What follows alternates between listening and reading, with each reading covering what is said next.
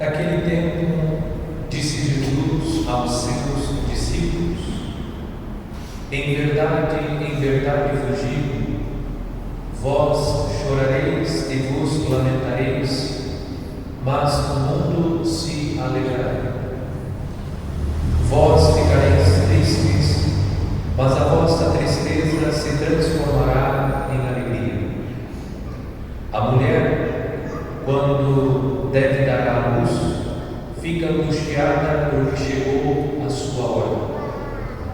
Mas depois que a criança nasceu, ela já não se lembra dos sofrimentos por causa da alegria de um homem ter vindo ao mundo. Também vós agora sentis tristeza, mas eu hei de ver-vos novamente, e o vosso coração se alegrará, e ninguém vos poderá tirar a vossa alegria. Naquele dia não me perguntareis mais nada. Palavra da salvação. Glória a vós, Senhor.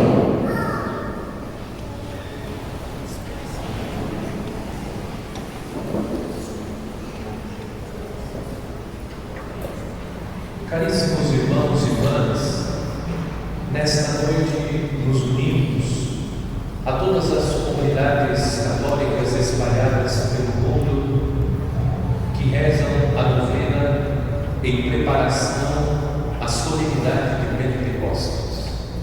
Durante os 9 dias, intensificaremos as nossas orações, dirigindo especialmente as nossas preces ao Espírito Santo e vivendo esse tempo de preparação através da novena, pedimos ao Espírito Santo que renove a face da terra. E a face da terra, a sua renovação deve começar pelos nossos corações. É o que nós vamos, sobretudo, suplicar ao Espírito Santo durante estes dias de novena. Também todos os anos, durante a novena ao Espírito Santo, procuro oferecer à comunidade catequeses sobre o Espírito Santo.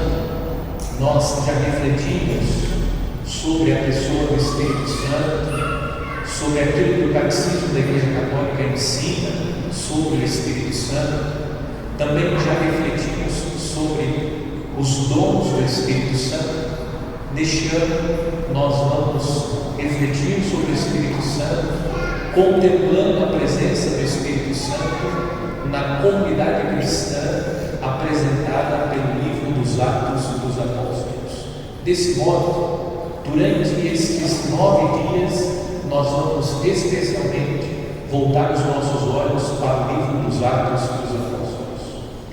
Eu imagino que será uma grande aventura, onde nós vamos aprender muito sobre a comunidade cristã, e aprendendo sobre a comunidade cristã, nós vamos descobrir a importância do Espírito Santo na vida da igreja.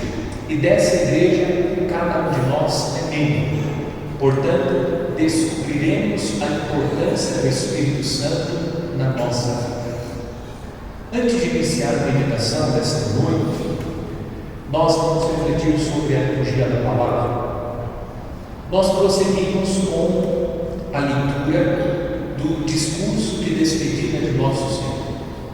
Jesus está no Evangelho fazendo um pré-anúncio da tristeza, angústia e sofrimento que os apóstolos irão viver quando chegar o momento crucial da sua missão, isto é, a sua paixão e morte de cruz.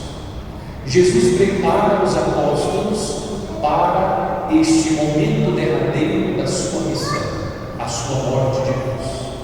Nosso Senhor anuncia que eles viverão um tempo de tristeza, contudo, a tristeza irá ceder lugar à alegria. O anúncio que Jesus faz aos apóstolos é o anúncio que Cristo faz a cada um de nós. Quando nós olhamos a vida de Jesus, precisamente a sua paixão, morte e ressurreição, temos a certeza que a tristeza que Cristo anunciou que os discípulos viveriam, contudo, essa tristeza seria superada. De fato, os apóstolos superaram a tristeza, porque ao terceiro dia Jesus ressuscitou. Sendo assim, a palavra de Deus nos ensina nesta sexta-feira que a tristeza que nós hoje vivemos, ela é passageira. Os sofrimentos e as angústias que nós experimentamos nesta vida, para os que creem em Jesus, todas essas coisas irão definitivamente passar. Só devemos colocar em Deus a nossa confiança, porque aquilo que hoje nós vivemos, as tristezas, os sofrimentos, as lágrimas que nós derramamos, todas essas coisas vão passar. O que permanecerá para sempre? A alegria que vem de Deus. Coloquemos nele a confiança, lancemos nele as nossas preocupações, como nos ensina São Pedro: lançai sobre o Senhor as vossas preocupações e Ele cuidará de vós. Não precisamos ficar desesperados. O sofrimento, as dificuldades fazem parte dessa vida. Mas quando nós olhamos a nossa história, vemos que tantas vezes nós passamos pelas dificuldades, estamos vivos e a vida segue. As dificuldades passam, Deus permanece, e a alegria que vem do Senhor será sempre a nossa força. Na primeira leitura dos Atos dos Apóstolos, São Lucas, que escreve os Atos dos Apóstolos, está indicando que São Paulo viveu uma noite escura. O início do texto diz: estando Paulo em Corinto, uma noite o Senhor disse em visão. Uma noite indica a situação existencial do apóstolo São Paulo. Paulo está passando por uma noite escura, porém o Senhor ofereceu a Paulo uma palavra de conforto. Disse: não tenhas medo, continua a falar e não te cales, porque eu estou contigo. Aquilo que o Senhor disse a Paulo, o Senhor diz a cada um de nós. Neste mundo nós passamos pela noite escura. Quando tudo parece perdido, Deus vem ao nosso encontro e diz: coragem, não tenha medo, eu estou contigo. Nós não precisamos ter medo daquilo que nós estamos vendo, das coisas que nós estamos encontrando neste mundo, porque se Deus está conosco, por que teremos medo? Ele é a nossa força, dele provém a nossa força, é nele que nós vamos encontrar o sustento necessário para suplantar e vencer as adversidades que hoje encontramos.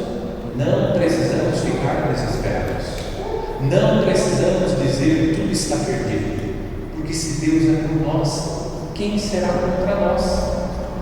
Precisamos apenas colocar nele a nossa confiança.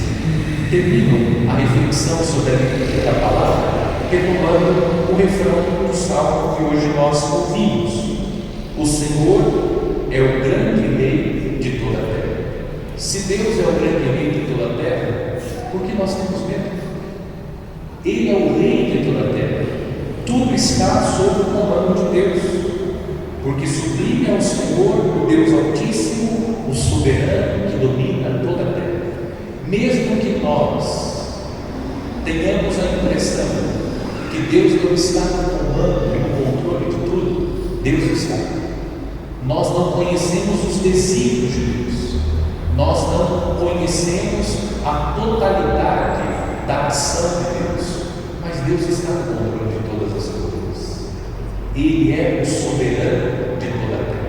Não precisamos ter medo, alegrai-nos, porque o Senhor está convosco. Hoje nós vamos, como indiquei no início da homilia, refletir sobre a comunidade cristã dos Atos dos Apóstolos, e durante os 9 dias da novena nós vamos observar a ação do Espírito Santo na vida da comunidade cristã dos Atos dos Apóstolos.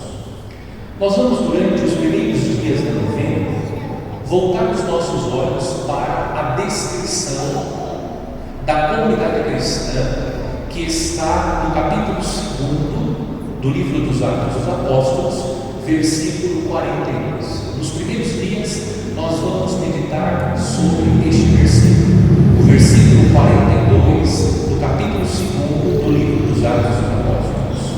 E nós vamos pensar no primeiro elemento presente na descrição sobre a comunidade cristã. Diz o texto: eles eram perseverantes no ensinamento dos apóstolos. É sobre isso que nós vamos meditar. Antes, eu gostaria de lembrar que a origem da novena ao Espírito Santo está no fato dos apóstolos de Cristo, depois da sua ascensão aos céus. Diz a Escritura que no 40º dia, depois da ressurreição, Jesus voltou para o Pai. Quando Jesus volta para o Pai, conforme o ensinamento do livro dos Atos dos Apóstolos, os apóstolos permaneceram reunidos, esperando o cumprimento da promessa. Qual é a promessa? O derramamento do Espírito Santo. Eles permaneceram unidos. E segundo a Escritura, quando se completaram 50 dias após a ressurreição, o Espírito Santo foi derramado. A festa de Pentecostes. 50 dias. Após 50 dias, o Espírito Santo foi derramado. Desse modo, fazendo a conta do 40º dia até o 49º dia, 9 dias, os apóstolos permaneceram reunidos, esperando o Espírito Santo. Aqui está a origem da novena que nós hoje começamos a rezar. E também está a origem de todas as outras novenas que nós rezamos. Por isso que nós católicos fazemos novena, porque existe uma razão. E a razão está no fato dos apóstolos viverem um tempo de preparação para receber o Espírito Santo. Essa é a origem bíblica da novena. A origem eclesial. Por que nós estamos hoje reunidos, iniciando a novena ao Espírito Santo? Porque no século XIX, no final do século XIX, uma beata chamada Helena Guerra escreveu cartas ao Papa Leão XIII, solicitando que o Papa fomentasse no seio da Igreja a pregação sobre a terceira pessoa da Santíssima Trindade.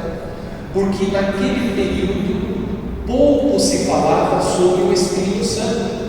E essa beata, certamente inspirada pelo próprio Espírito Santo, solicitou ao Papa que fomentasse no seio da Igreja pregações sobre o Espírito Santo. O Papa tomou a decisão de decretar uma novena em preparação à solenidade de Pentecostes.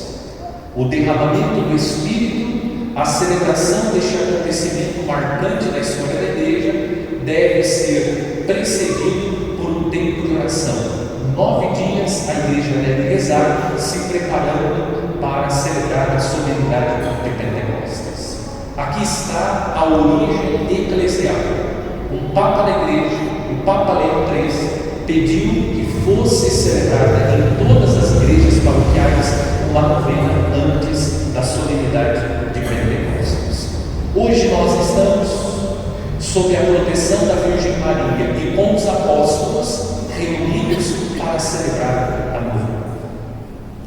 Primeiro ponto da nossa meditação: a comunidade cristã dos Atos dos Apóstolos.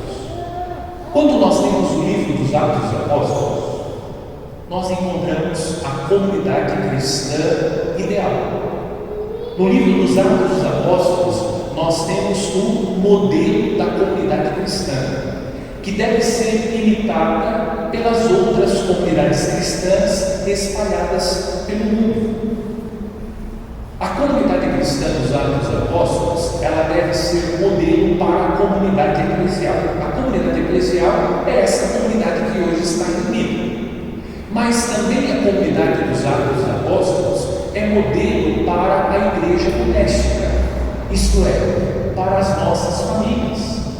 As características que eu vou indicar da comunidade modelo descrita pelos Atos dos Apóstolos, ela também deve ser imitada pelas nossas famílias, pela comunidade eclesial e também pelas nossas famílias.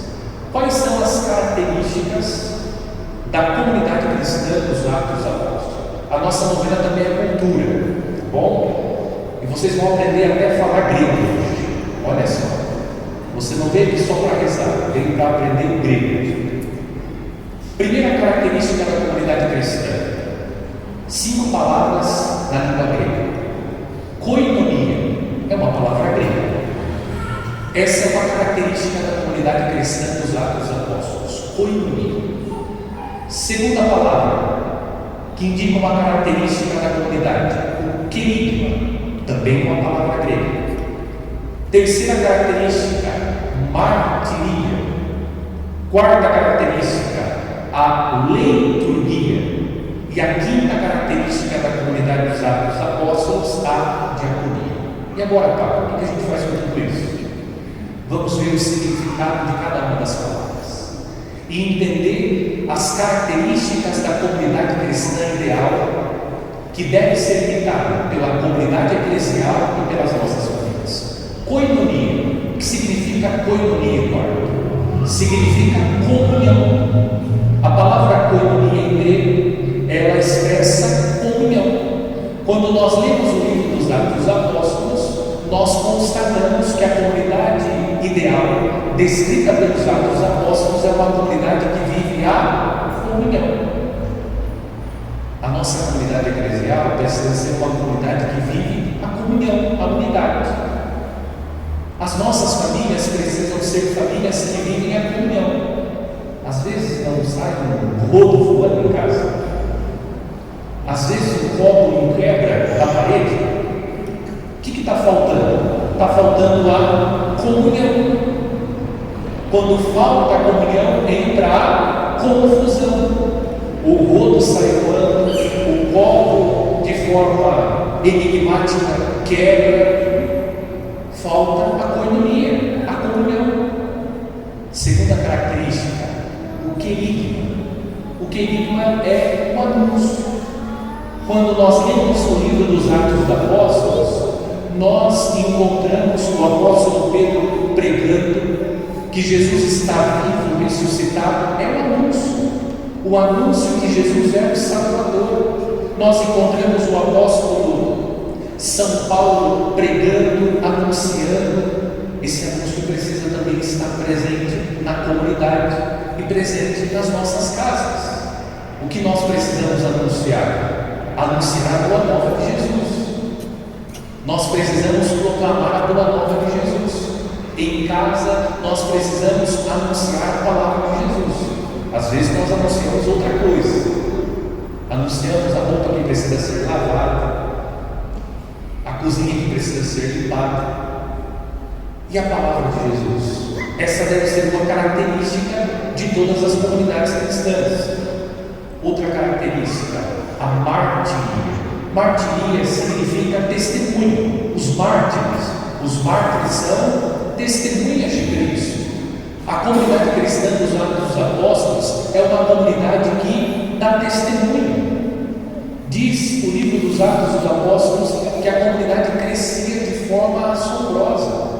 Os apóstolos davam testemunho. A comunidade cristã precisa ser uma comunidade que dá testemunho. Você pai, você mãe, precisa dar testemunho. Testemunho para o seu filho, testemunho para a sua filha. Nós precisamos dar uns aos outros testemunho. Quando nós não damos testemunho, nós não estamos vivendo como de fato devemos viver. O cristão é aquele que deve dar testemunho de Cristo, testemunhar através das palavras e através das obras. A comunidade dos Atos dos Apóstolos, ela prega através da palavra, dá testemunho de Cristo, mas também as suas atitudes. Quarta característica, a liturgia. É a liturgia, é a oração. A comunidade dos Atos dos Apóstolos é uma comunidade que está sempre rezando. É uma comunidade que reza incessantemente. A igreja, a comunidade eclesial, ela precisa rezar. Estamos reunidos, rezando. Alguns preferiram ficar em casa, preferiram ficar assistindo televisão, preferiram ficar navegando na internet, vendo o Facebook, o Instagram, fazendo outras coisas.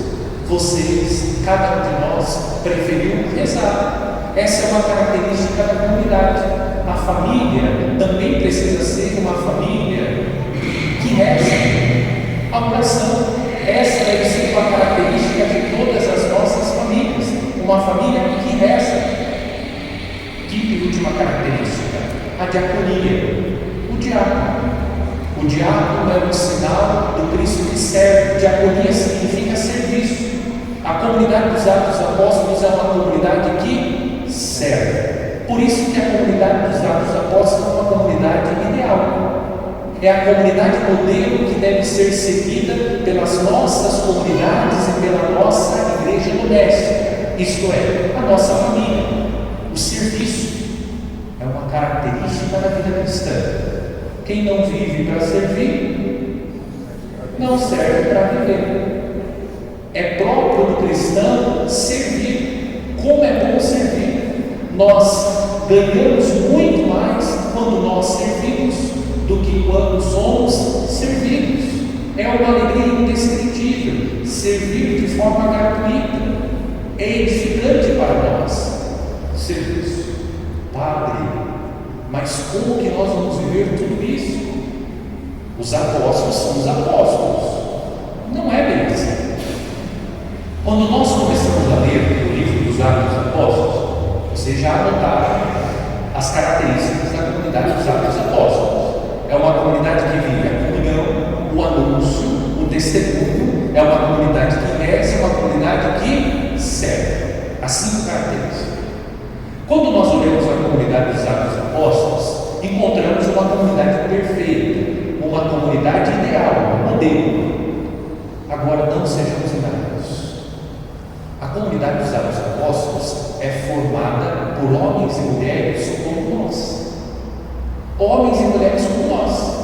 Ah, tá. Você deu errado os Atos dos Apóstolos. É só constatar o que aconteceu na comunidade dos Atos dos Apóstolos. Já tinha espertinhos naquele tempo. O que aconteceu com Ananias e Safira? Venderam os bens que possuíam, levaram o dinheiro, colocaram aos pés dos apóstolos. Os apóstolos perguntaram: esse é o valor pelo qual vocês venderam aquilo que possuíam? Isso mesmo. Não, vocês estão mentindo, porque eles pegaram uma porção desse dinheiro e colocaram no bolso deles. Diz o texto que os dois caíram mortos.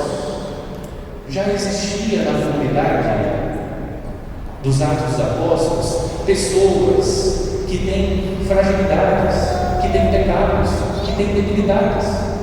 A comunidade dos Atos dos Apóstolos é a comunidade ideal, é a comunidade perfeita, é a comunidade modelo, mas que também é constituída por homens e mulheres que têm as suas debilidades, como eu e você. Aqui está a chave. Por que a comunidade cristã dos Atos dos Apóstolos é a comunidade modelo? Porque as características dessa comunidade não são frutos dos esforços do homem. Vou repetir. As características da comunidade cristã dos Atos dos Apóstolos não são frutos dos esforços do homem. É fruto da ação do Espírito Santo na vida da comunidade. Quem imprimiu essas características na comunidade dos Atos dos Apóstolos? É o Espírito Santo. Porque eles, os homens que formavam a comunidade dos Atos dos Apóstolos, eram pecadores como nós somos, tinham suas debilidades como nós temos as nossas debilidades, mas eles eram dóceis à ação do Espírito. E o Espírito Santo foi imprimindo na comunidade a comunhão, o anúncio, o testemunho, a oração e o serviço. Essas características elas são impressas pelo Espírito Santo. A comunidade dos Atos Apóstolos ela é guiada pelo Espírito Santo. Olha que versículo bonito dos Atos Apóstolos. Os apóstolos dizendo: pois decidimos o Espírito Santo e nós. É uma comunidade que não faz absolutamente nada sem o Espírito Santo. Agora você está entendendo por que às vezes o outro sai voando de casa? Por que nós nos ofendemos? Por que existem as confusões, as brigas, o desentendimento, a ofensa? Porque nós não somos dóceis ao Espírito Santo. Se nós deixássemos que o Espírito Santo nos guiasse, nos conduzisse, essas coisas não estariam acontecendo em casa, na comunidade. Porque aquilo que o Espírito Santo imprime, ele imprime sempre em nós coisas que são boas. O Espírito Santo promove entre nós coisas que são boas. Somos nós que causamos confusão. Somos nós que, movidos pelo nosso Espírito, é que causamos as dificuldades, a grande parte das dificuldades que nós encontramos. Somos nós mesmos os grandes causadores dos nossos problemas, porque nós queremos agir a partir do nosso Espírito, não a partir do Espírito Santo. Você tem esse costume de fazer assim, quando você precisa tomar uma decisão: Espírito Santo de Deus, o que devo fazer? Ou você faz assim: o que eu vou fazer? É diferente. Se nós agimos pelo nosso Espírito, as coisas não vão fluir como elas poderiam. Mas quando nós adotamos a prática, Espírito Santo, o que devo fazer? O Espírito Santo vai nos iluminando. Ele nos dá condições de enxergar uma porta que nós nem sabíamos que existia. O Espírito Santo nos dá a sabedoria. O Espírito Santo coloca nos nossos lábios a palavra correta. O Espírito Santo nos ensina a corrigir. O Espírito Santo nos ensina a advertir. O Espírito Santo nos ensina a ser humildes. O Espírito Santo nos ensina a se aproximar da forma correta das pessoas. É o Espírito que vai nos ensinando, porque nós, por nós mesmos, só fazemos bobagem. Precisamos do Espírito Santo. Por isso que a comunidade dos Atos Apóstolos é uma comunidade modelo. Não porque os homens que formam essa comunidade são perfeitos, mas porque eles foram dóceis ao Espírito Santo. Daria até para terminar aqui, mas eu vou seguir mais um pouco. Segundo ponto da meditação, que confesso para vocês que fiquei profundamente tocado quando comecei a meditar sobre esse segundo ponto. A igreja perpetua na história a sala de Pentecostes. Vou repetir. A igreja perpetua na história a sala de Pentecostes. Eu acabei de indicar que as 5 características da comunidade dos Atos Apóstolos, o anúncio, o testemunho, a oração e o serviço, é fruto da ação do Espírito Santo.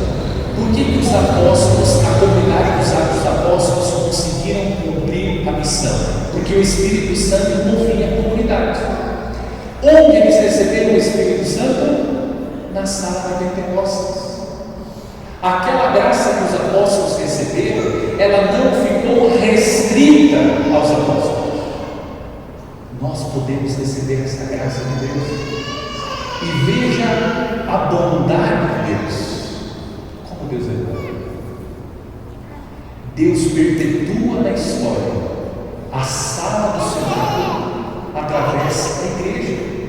Eu e você podemos entrar na mesma sala que os apóstolos entraram quando nós entramos na igreja, porque a igreja prolonga aquele espaço onde os apóstolos receberam o Espírito Santo.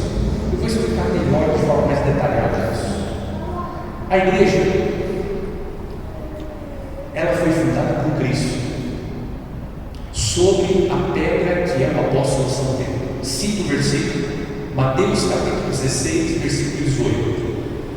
Por isso eu te digo: tu és Pedro, e sobre esta pedra construirei a minha igreja, e as portas do inferno não prevalecerão sobre ela. É Cristo dizendo. Então aqui já está o ensinamento de Jesus. A igreja foi querida por Cristo. Cristo quis a igreja. Essa é a história. Eu vivo a minha fé em casa e não participo da igreja, porque na igreja tem homens pecadores, tanto quanto eu. Isso cai por terra. Quando você escuta esse versículo, Cristo dizendo que Ele quis construir, fundar a igreja dele sobre o apóstolo São Pedro. E dessa igreja nós somos membros. Nós fazemos parte da igreja de Cristo pelo batismo. Cristo quis que a sua igreja fosse fundada. Essa igreja fundada por Cristo é edificada sobre o alicerce dos apóstolos, como ensina São Paulo na carta aos Efésios. Essa igreja de Cristo é uma igreja apostólica. Por isso que nós dizemos que a igreja é una, santa, católica e apostólica. É apostólica, porque a igreja está edificada sobre o apóstolo São Pedro, a pedra sobre a qual Cristo quis construir a sua igreja. E o alicerce dessa igreja é os apóstolos. Por isso a igreja é apostólica. Nós participamos desta igreja. Depois da ressurreição, Jesus, na sua aparição aos apóstolos, diz: eu enviarei sobre vós o que meu Pai prometeu, por isso permanecei na cidade, até que sejais revestidos da força do alto. Jesus está falando que eles deveriam, os apóstolos, permanecer na cidade, Jerusalém. E eles estão na sala do cenáculo, esperando o cumprimento da promessa, que é o derramamento do Espírito. São Lucas continua dizendo: todos eles perseveravam na oração comum, junto com algumas mulheres, e Maria, mãe de Jesus, e com os irmãos dele. Quando chegou o dia de Pentecostes, os discípulos estavam todos reunidos no mesmo lugar, e todos ficaram repletos do Espírito Santo. Agora, olhem por favor os nichos da nossa igreja. Olhem os nichos e vejam quais são as imagens que estão nos nichos da nossa igreja. Nós temos a imagem de Nossa Senhora, nós temos as imagens dos apóstolos São Pedro e São Paulo. A igreja prolonga ou não prolonga na história a sala do cenáculo. Aqui está Maria, indicada pela imagem. Aqui estão os apóstolos, indicados pelas duas imagens de São Pedro e São Paulo, as duas principais colunas da igreja. É dessa igreja que você faz parte. Por isso que eu disse que a igreja perpetua na história a sala do cenáculo. No nosso espaço sagrado, as imagens não estão para decorar a igreja, as imagens estão para indicar uma verdade de fé. Essa é a igreja de Cristo. Esta é a sala de Pentecostes, onde nós podemos receber a mesma graça que os apóstolos receberam. Por isso não tem desculpa. Nós podemos viver aquilo que é próprio da comunidade cristã. É possível viver na igreja a comunhão, é possível viver em casa a comunhão, é possível viver o anúncio da palavra de Deus, é possível testemunhar a fé em Jesus Cristo através das palavras e obras, é possível viver uma vida de oração, é possível servir, porque a mesma graça que foi derramada sobre os apóstolos no cenáculo continua sendo derramada sobre nós cada vez que nós nos reunimos na igreja, porque a igreja perpetua pela história, pelos séculos dos séculos, até a vinda de Cristo, a sala do cenáculo. Aqui está Nossa Senhora como estava com os apóstolos. Aqui estão as imagens indicando que os apóstolos estão entre nós. Não participem da missa de forma mecânica. Olha a beleza da nossa igreja. Ah, como é bom ser católico. Com todo respeito aos outros mas é a igreja de Cristo. É a igreja de Cristo. Vejam na oração eucarística. Cada vez que nós celebramos a missa, na prece eucarística, o Padre diz: com a Virgem Maria, Mãe de Deus, com os santos apóstolos. Toda a missa que é celebrada, na oração eucarística, o Padre diz: com a Virgem Maria, Mãe de Deus, com os santos apóstolos. Então eu pergunto: a igreja perpetua na história ou não a sala do Senado? Perpetua, claro que perpetua. Vocês têm que responder: sim, Padre, perpetua. Perpetua. Nós conseguimos ver os sinais que estão presentes no espaço sagrado. Nós conseguimos ver na oração eucarística e ouvir na oração eucarística que a igreja perpetua. Aquele Espírito que foi derramado sobre os apóstolos também é derramado sobre nós. Por que você fica choramingando? Nós temos tudo na igreja católica. Tudo. Tudo que nós precisamos nós temos. Até a sala, olha só, até a sala do cenáculo nós temos na igreja católica. Até a sala do cenáculo. Porque a Virgem Maria está aqui. E o texto que eu li para vocês disse que Maria, a mãe de Jesus, estava com eles. Eles quem? Os apóstolos. Os apóstolos também estão aqui, indicados pelas duas imagens dos dois principais apóstolos. Ah, meu povo, como é bom ser católico. Graças a Deus que nós somos católicos. Nós só desconhecemos a nossa fé católica. Por isso que muitos deixam a igreja católica. Graças a Deus vocês estão aqui, estão aprendendo hoje mais sobre a igreja católica. Por isso não faltem. Não é para encher a igreja. Não falte porque nós vamos perder a riqueza da nossa igreja. Eu fico com o coração triste por isso. Quando eu observo como Deus quer oferecer as riquezas que nós desprezamos. As riquezas que Deus deseja oferecer a nós. Mas graças a Deus hoje nós estamos vendo. Terceiro e último ponto na nossa meditação: o Espírito Santo ensina pelos apóstolos. Nós dizemos, inclusive já meditamos em outra ocasião, na novena ao Espírito Santo, que o Espírito Santo de Deus é a alma da igreja.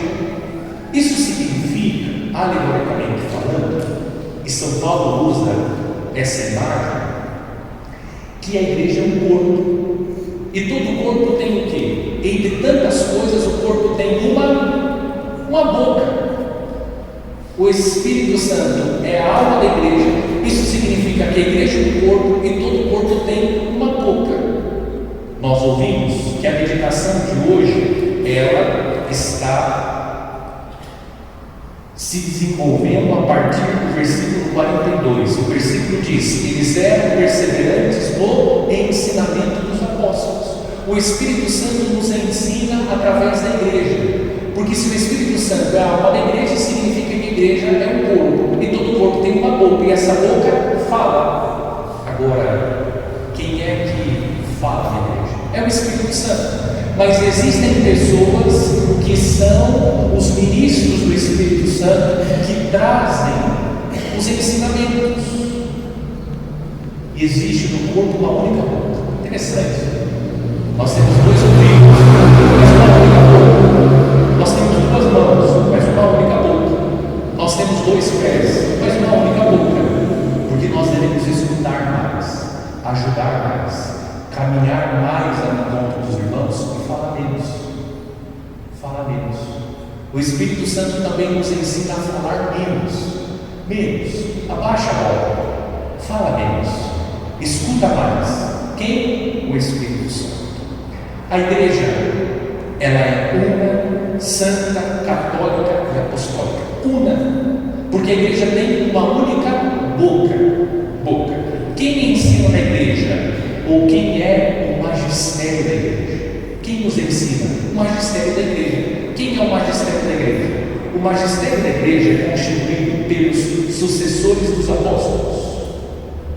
e pelo apóstolo, o sucessor do apóstolo, São Pedro. Quem são os sucessores dos apóstolos? Os bispos. Quem é o sucessor do apóstolo São Pedro? O Papa. Quem é o magistério da igreja? Os bispos e os papas. Eles são o magistério da igreja. É através deles que o Espírito Santo nos ensina. Eles ensinam legitimamente. Quando que o nosso bispo nos ensina legitimamente? Quando o nosso bispo exerce o seu ministério em comunhão com o Papa e com os outros bispos. Quando o nosso bispo e os outros bispos espalhados pelo mundo falam em comunhão com o Papa e em comunhão com os outros bispos, eles estão falando sobre a unção do Espírito. Eu já disse isso para vocês. Quando que vocês devem ouvir a minha pregação? Quando na minha pregação vocês encontrarem a palavra de Cristo. Se eu falar outra coisa, vocês não escutem. Vocês não devem observar. O padre, ele não participa do magistério da igreja. Ele é um cooperador do bispo. Mas ele prega porque ele coopera com o bispo. E nas suas palavras devem ecoar as palavras do próprio Cristo, do magistério da igreja. Porque o Espírito Santo de Deus nos ensina através da igreja. Através dos nossos pastores. Mas os bispos pisam na bola. Mas quando eles ensinam em comunhão com o sucessor de Pedro, o Papa, quando eles ensinam em comunhão com os outros bispos, eles estão ensinando legitimamente. Se aquilo que eles estão pregando, aquilo que eles estão ensinando está em comunhão com o magistério, com a tradição da igreja, através deles o Espírito Santo nos fala. Nos fala. Agora prestem atenção no que eu vou falar. Há um movimento constante de contestação da legitimidade do ensino da igreja. Há um movimento que visa desqualificar o ensino da igreja. O que nós precisamos aprender? Aprender a diferenciar. Por que as pessoas contestam? Por quê?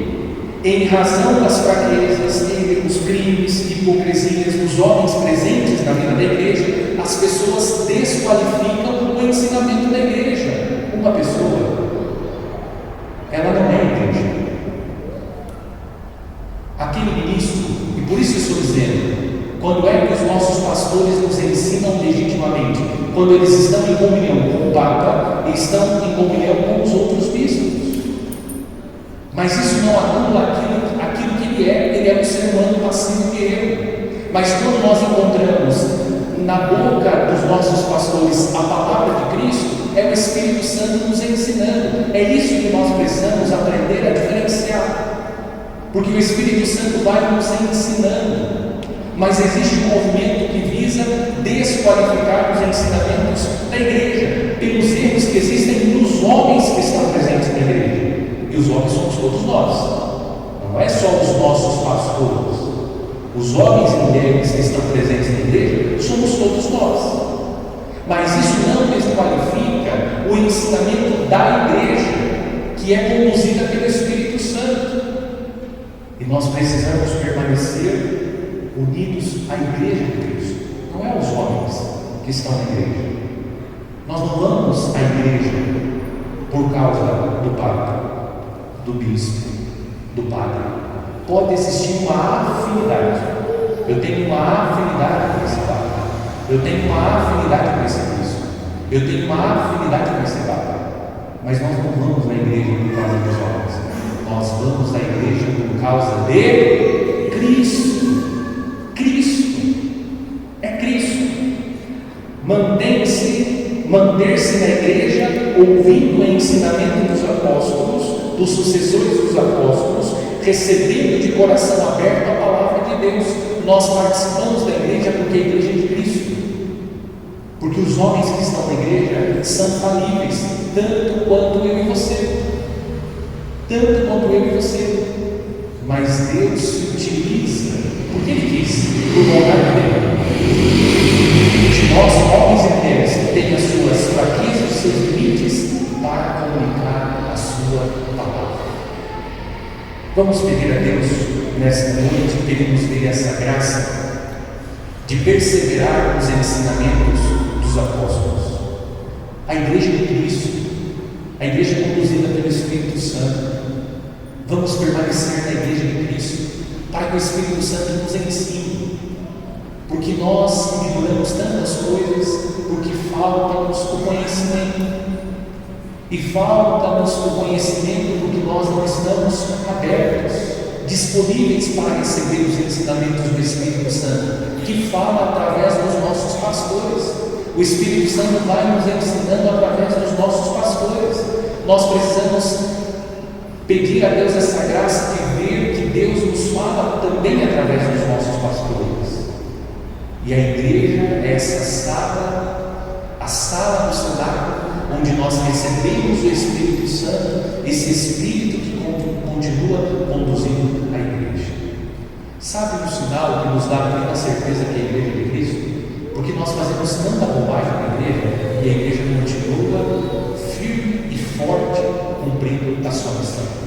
Tantos que já nos precederam e fizeram tantas bobagens, mas a igreja continua firme e perseverante na sua missão.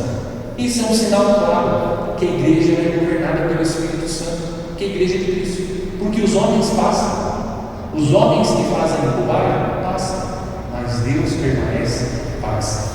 Que o Espírito Santo de Deus nos dê essa graça de perseverar nos ensinamentos dos nossos pastores, guardando no nosso coração e colocando em prática tudo aquilo que a nossa igreja, que é a igreja de Cristo, que a igreja conduzida pelo Espírito Santo nos ensina.